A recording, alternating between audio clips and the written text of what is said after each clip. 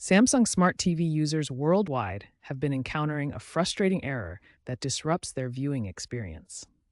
This persistent issue affects millions of TVs and prevents access to essential smart features. The error appears with two main names: Terms and Conditions, Privacy Policy Error, and Server Under Maintenance TV Error 01. Both refer to the same underlying connectivity issue. This error primarily affects Samsung Smart TVs manufactured between 2018 and 2024.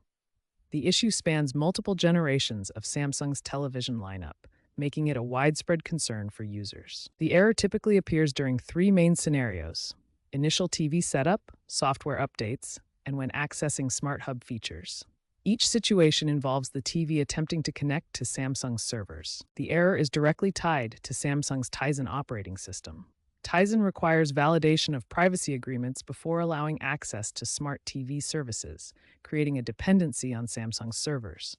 Samsung has acknowledged this as a server-side problem rather than a hardware defect. The company's servers sometimes cannot properly authenticate privacy policy agreements, leading to the error 0 to 1 message. Samsung has been implementing fixes throughout 2025, but several factors contribute to ongoing disruptions.